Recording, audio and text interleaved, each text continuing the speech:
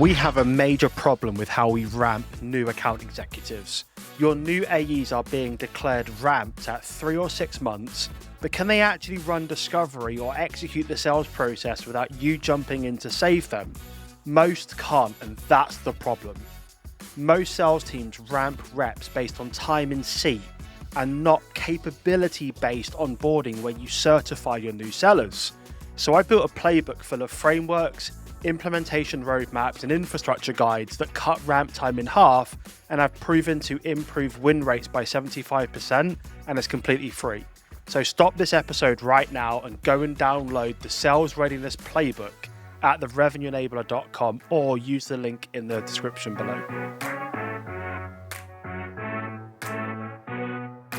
Hey everyone, welcome back to another episode of the Hit Your Numbers podcast, and today we have a special episode. I'm joined by the team, Emma and Salva. How's it going?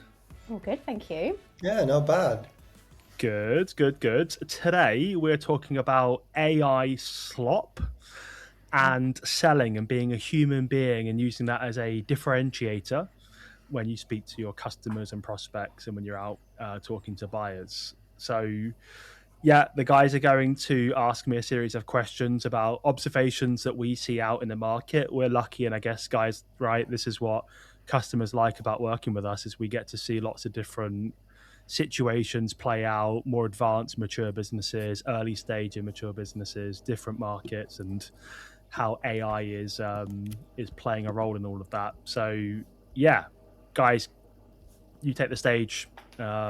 Feel free to throw any questions that you've got that are top of mind, and we'll turn it into a conversation for listeners. All right, can I go first? You can. Go for it. Right, let me go first. So I'm going to focus a bit about what I talked to you about today on outbounding and conversations, the effects of AI. And I think for the sake of our audience, I think a really key topic to think about is getting the balance right on AI for outbounding. Because there's so much out there. There's so much we as a new business salesperson want to use, but it's about the balance of getting it right. What do you think? Yeah, I think if we think about how AI is being implemented, I was with a customer the other day and they were like, hey, we've just put 1,000 licenses of Anthropic into the sales organization, and that's part of our 2026 plan. And when I asked them, cool, like what workshops are you doing to teach people how to write a prompt and how to challenge the feedback from the AI? They took a moment to make something up, I think, because it wasn't very clear. And I didn't say this, but there was this cycle that we went through in 2017. I remember when I was an AE and like Sales Loft and Outreach and Lead IQ, Zoom Info, Vidyard was becoming more popular on this side of the pond. And the organizations that I worked in just handed us over these tools and said, cool, you can now go do more of the same thing. You can just do it faster at scale. And it was very different back then. It kind of worked to a degree, but what you'd find is that people were never really trained to use Sales Loft. They never heard of a sequence before. So they just saw some garbage on LinkedIn or a PDF they downloaded and copied and pasted it. And surprise, surprise, wasn't effective. If I then fast forward to today, we're doing the same thing. The cycle is happening again, but with AI. We're looking for silver bullets. We're trying to cut corners. We're not taking go-to-market seriously, although we might say we are. And we're just giving people another weapon and not training them how to use it. And the gun's going off and it's not, doing what they actually want it to do. So when it comes back to your point around how are people using it, and how can they use it effectively for outbounding? One is it's not about putting something in that's not really working, but just being able to do it faster and at scale.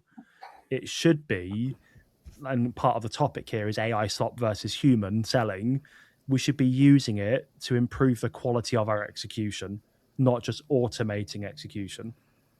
So that's like the primary thing that I'm seeing is when organizations say we're using AI and I'm like, hey, what's the ROI on it? The only thing they can tell us is that we're just doing more. We're able to do more things. Not like, hey, win rate's up 12%. We've doubled pipeline because we're able to do X, Y, Z. They're just like, we're doing the same thing, but just more of it and faster. Thank you. That's so interesting as well. And yeah, like at the end of the day, it's all about automation. I think I agree with you, and not about replacing the human. But I'm actually curious, like from a place of automation and from a place of actually making sure that you do things faster.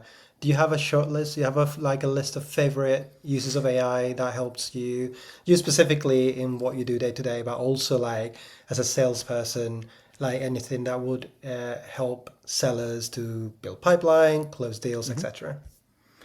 Yeah, and I think it depends on your technical kind of maturity and the journey that you're on. Like one of our customers is actively building an SDR organization for the first time now. When everyone on AI on LinkedIn is talking about how AI is replacing SDRs, here's an organization that sees huge value in human-based engagements, and then how do they use AI to empower those people to improve the quality of the conversations they're having. So I think it depends on your mindset and the journey that you're on. Some of the things that we talk to customers about, and obviously we use internally for our own efforts, might sound really game changing for some of you, or might sound really basic depending on the journey that you've been on. So, like a couple of things, Salva, come to mind. First is using tools like Prompt Cowboy. So, by design, we're pretty crap at prompting AI. I think it's an education thing. We also use AI a lot of times for speed. So sitting down for half an hour and really building in a Google Doc a decent prompt is just something that a lot of sellers don't do. So Prompt Cowboy's cool because you can just go there. They call them lazy prompts. You can put in a prompt like, I'm just making this up, write me a 2,000 word blog on sales forecasting, and it will rewrite that as if it's like a prompt engineer, and like has proper structure, so you get a better output. So that's the first thing I think, is depending on what you actually want to achieve with the exercise and the action, get a decent prompt to start with. The next thing I'd think about, depending on the AI model that you use, if it's say ChatGPT, then you have custom GPTs, which are basically, for me, these are tasks that you want to just rinse and repeat. For example, discovery prep. If you build the right context, and context is key here, into the back end, which anybody on the planet can build, they're the most simplest things in the world. I just have to go to it and put in the website and the person's name that I'm meeting, and it will go and look at their annual report, financial statements, industry, the business, the individual that I'm meeting. It'll do the research, it'll build the account hypothesis. It will then use the hypothesis to build me personalized discovery questions and an opening talk track based on that context, that kind of stuff. So if you want speed, but don't want it to like do the execution, you want it to help the rep, the seller, improve the quality of that execution, then custom GPTs can be really, really good. Another one that I really like is building custom projects. So if you go into, again, ChatGPT, into the project section, let's say, for example, we were running a sales process with, I'm making this up, Salesforce. The project name would be the Revenue Enabler plus Salesforce. I would put into there like all of our scorecards of what great stage by stage sales execution looks like, with the exit criteria, the medic scorecard, like all of the kind of the business context of what we offer, problem statement solutions and stuff. And then I would use that project just for the Salesforce opportunity. So I could then go and put the transcripts from, a cold call Emma's made, and then a discovery call that she's ran, and then a solution workshop that we've ran. And then because it has all of this great context in there now, I can say, hey, based on all of the conversations, help me build this CFO ready business case, or help me score my opportunity for this week's forecast meeting based on everything that you can see. HubSpot, emails, that kind of stuff. Where are the gaps? Where's the risk?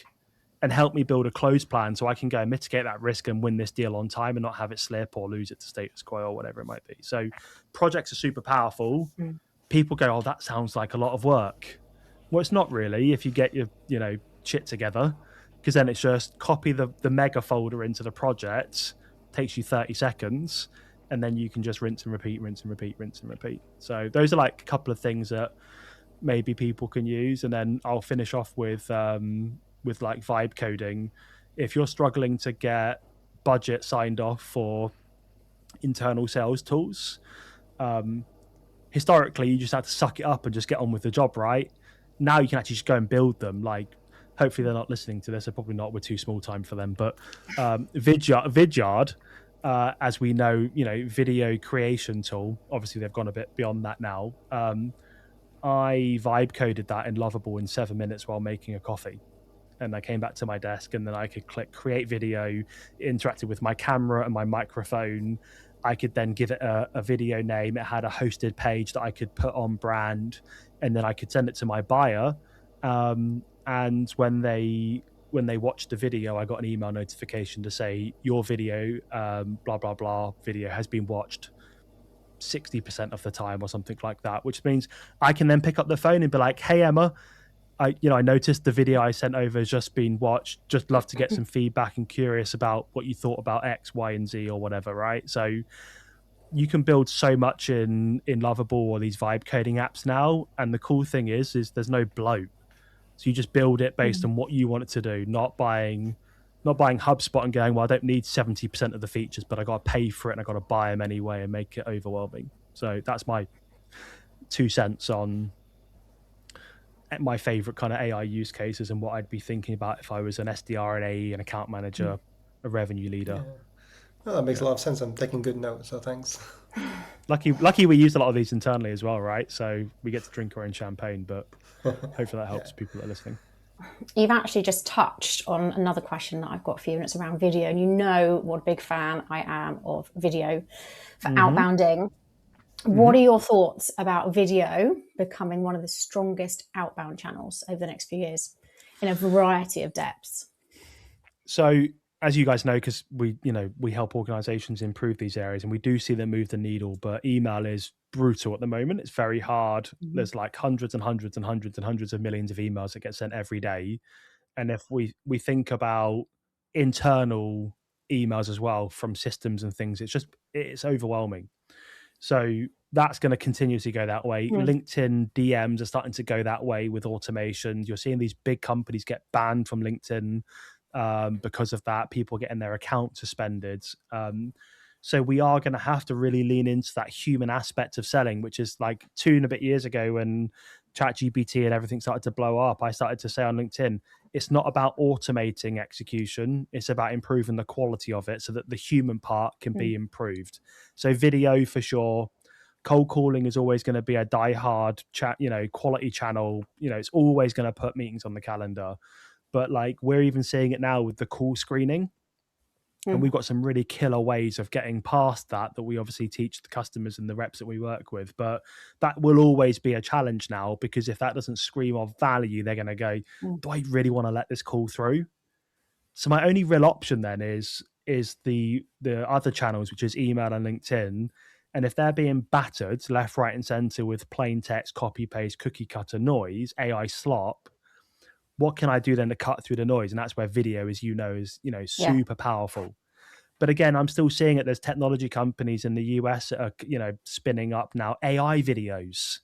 I mean, like where along the way did we lose the focus on being a human being, talking to another human being, building a connection, leaning into value, helping them become a champion, and all of that kind of everything? Just like, let's cut a corner, cut this team. This is desperation.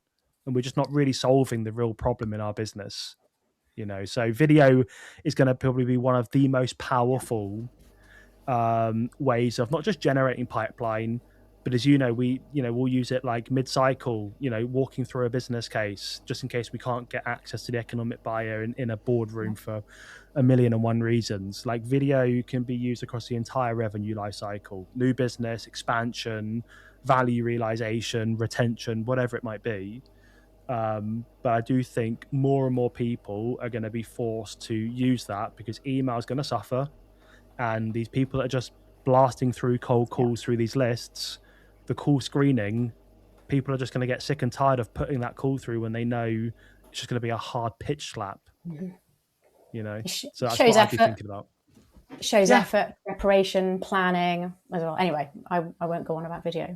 No, but like we're all without the HR police, we've all been in the game for long enough to know that before all these sales tools were around, we actually had to do the hard work. I mean, I remember 15 years ago getting in a company car, driving around in an industrial estate with a pen and paper, selling phone systems, going, there's a big building there. I can imagine inside there's loads of people, which means there's probably loads of phones. I'd write down, Bob's plumbing. I'd go back, and there was no CRM. There was a lady who did finance assistant, and she would manually had to type these into Sage, the invoicing billing platform, and then every day she would download or print out a piece of paper with those companies, and I had to phone them, and I'd be like, I was in the area the other week, and I noticed X and Y, and that usually leads to this. I'm going to be back next week. Would it be okay if I stopped by and shared how we helped Bob on the estate solve Y? We were forced to do that stuff. Yeah. And I think actually that links very well with something that I wanted to ask you as well, which is like the in-person experience, right? You're talking about being a human being, you're talking about human connection.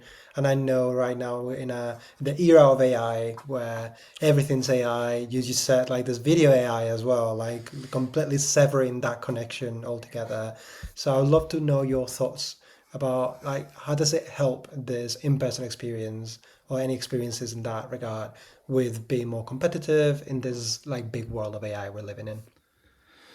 Yeah, so many things have just come to mind there. So I've got baby brain, so I'm just going to write them down, otherwise I'm absolutely going to forget. So a couple of things. One is around qualification, right? As you guys know, when we go out and kick off a program, very, very poor or limited documentation of deal qualification, like medic and things like that.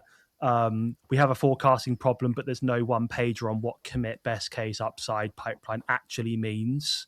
And then there's no clarity on, well, when do I use commit versus upside or whatever, right? So it's no surprise forecasting's all over the place. The reason I bring that up is when I ask people, hey, how often do your sellers go out and spend time in person with buyers, be it new business win or trying to do an expansion or fix a problem? We were speaking earlier, Salva, about course correction if you've got customers not really implementing effectively. So, and they tell us like just very rarely, like everything's over Teams or Zoom. And again, like pre-COVID, we used to get out all of the time. And in fact, at BT, we were KPI to go out and do X number of face-to-face meetings on the patch on the territory every week. And if we didn't, we had to have a really strong reason as to why we didn't, because there was so much value. And like we talk about this all of the time, but win rates are significantly higher when you do go out. So one, I think it's just an education thing, or maybe like, hey, we've just lost our way with it, Salva.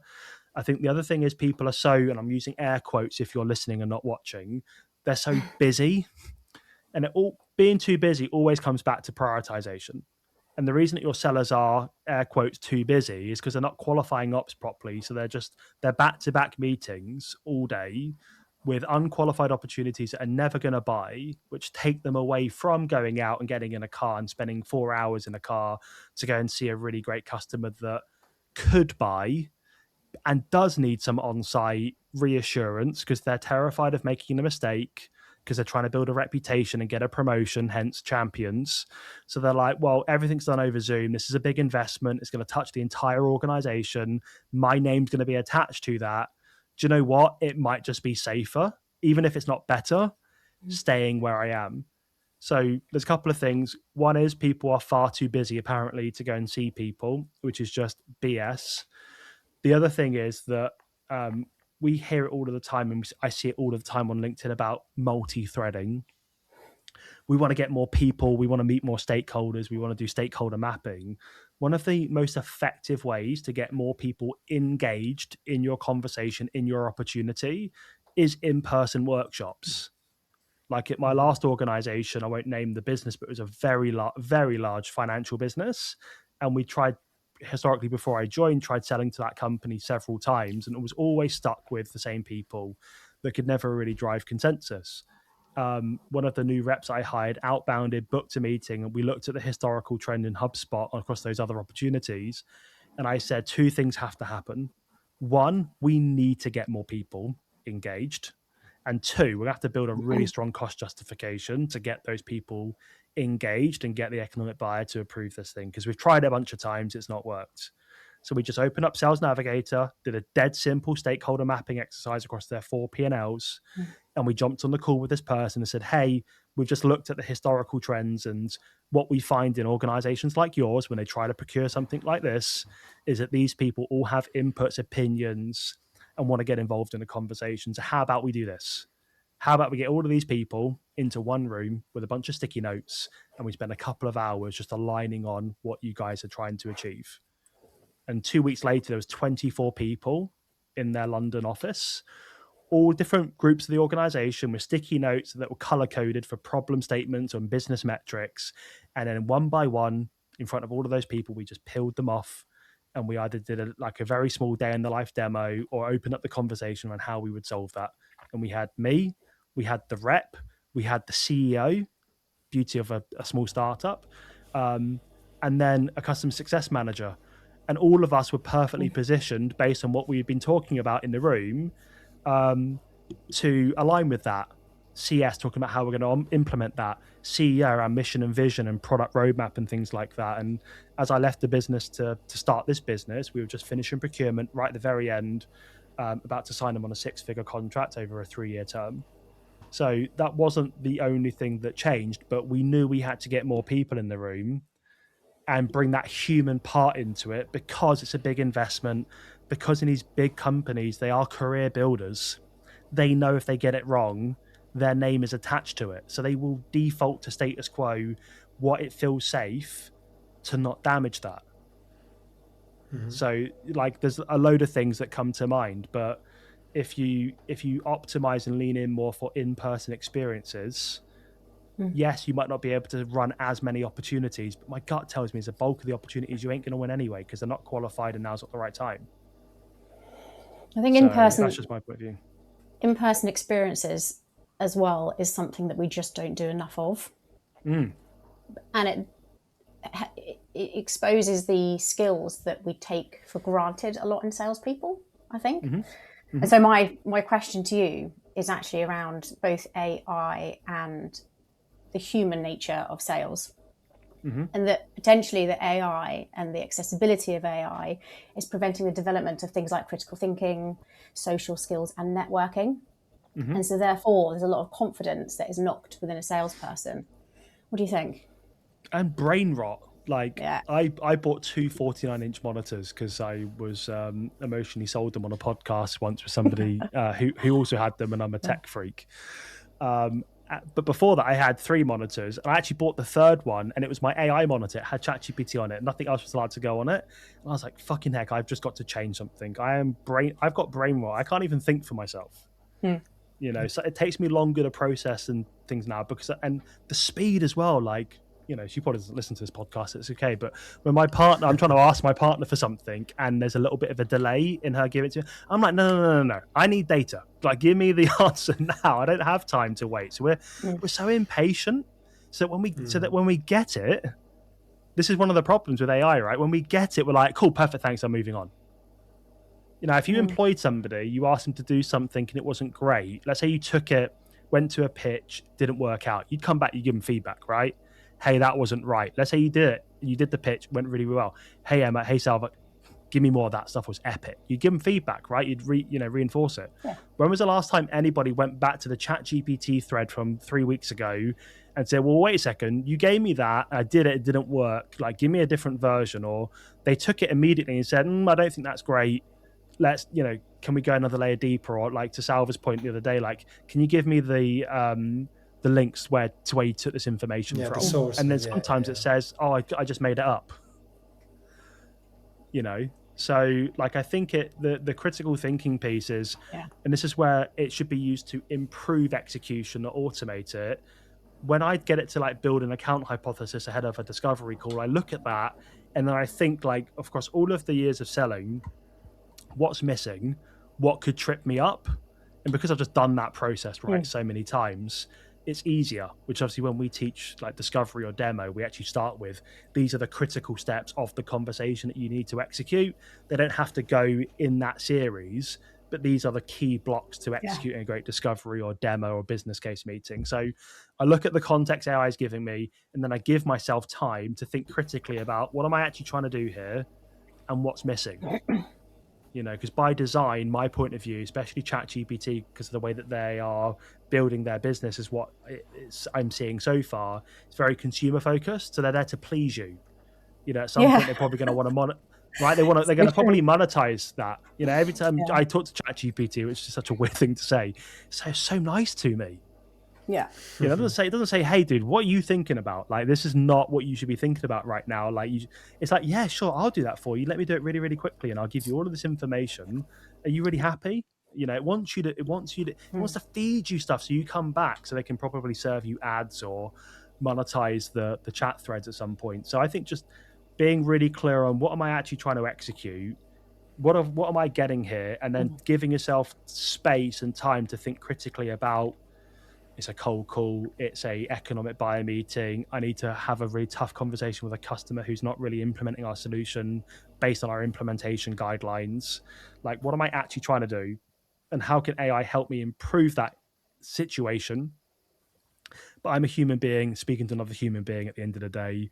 What do I actually need to do to execute there?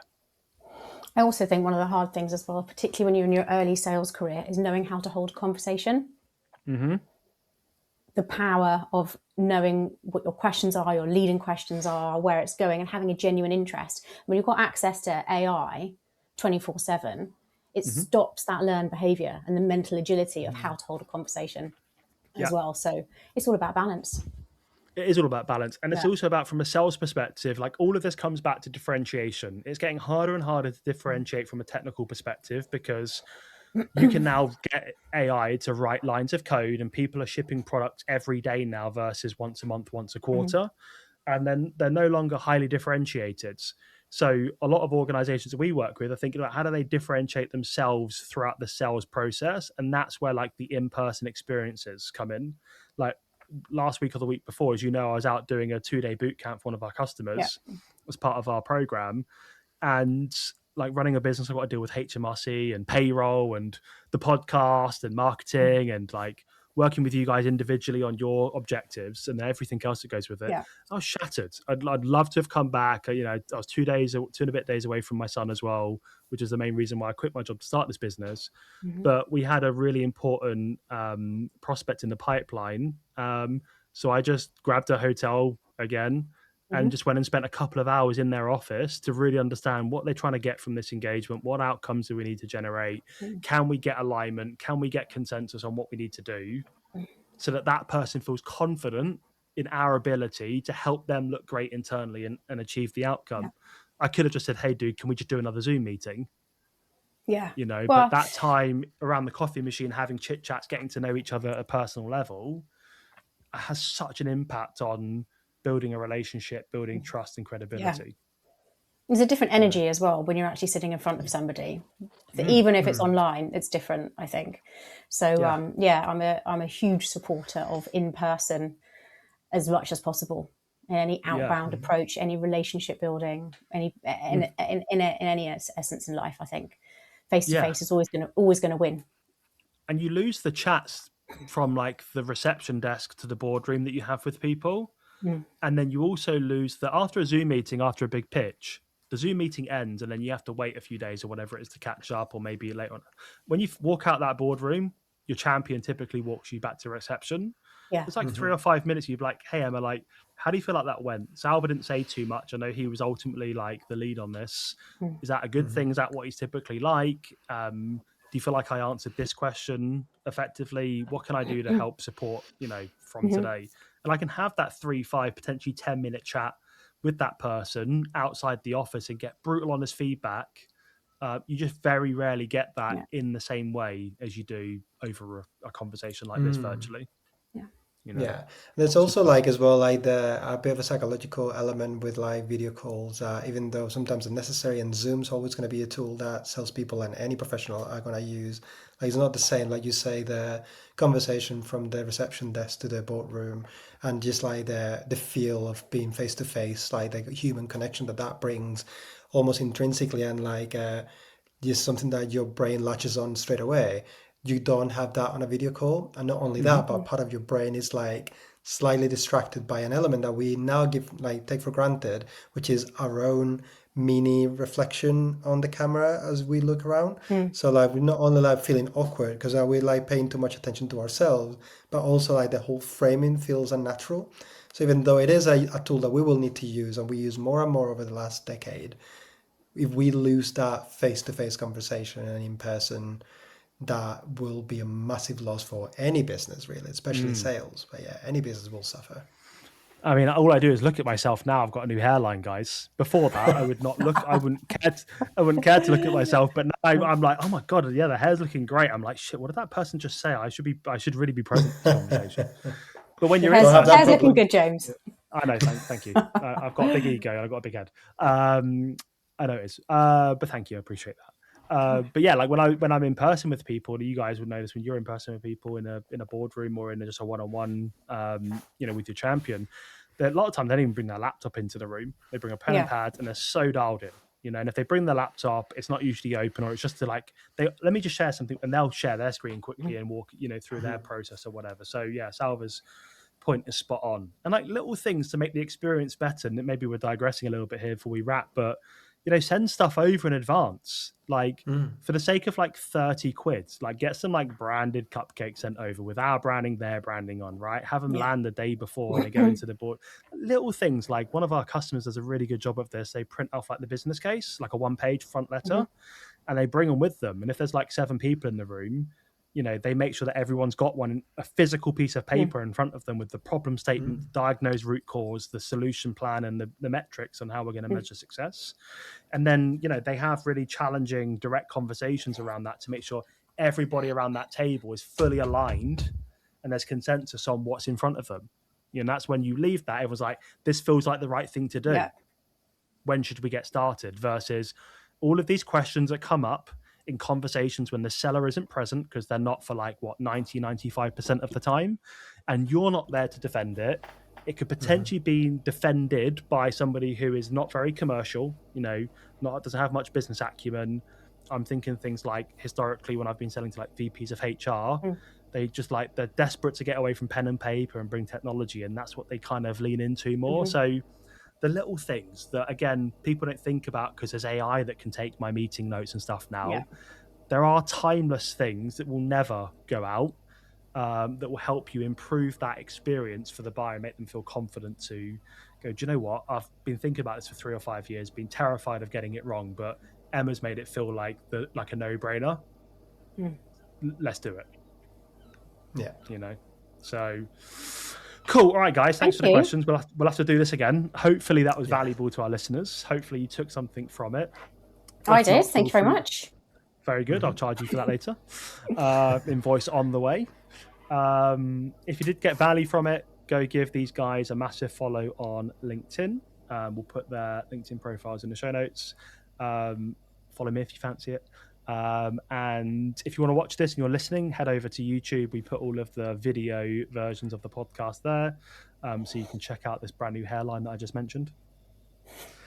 And if you're watching and want to listen on the podcast while you travel to work or run or whatever, then head over to Spotify or Apple Podcasts and search for Hit Your Numbers. Otherwise, we will see you next week for another episode of the Hit Your Numbers podcast. Cheers, guys. All right, thanks for listening to this episode. I've got something else I want to give you before we wrap up here. So we've built the leading skill optimization platform with 400 plus sales lessons, 12 courses from prospecting all the way through to late stage deal negotiation and more, one-to-one sales coaching and AI sales assistance. And I want to give you 7 days free access to the platform. The reason I want to do this is because nobody gets a degree in B2B sales. And after training and coaching hundreds of sales reps and teams in the last 2 years, most haven't mastered critical selling skills. And it's preventing them from being promoted, earning great money, and building a great career in B2B sales. So go to the revenueenabler.com, grab a free trial, and join hundreds of salespeople that are closing their skill gaps and mastering sales. There's a link in the video description. I'm looking forward to getting you set up. Give me a shout with any questions.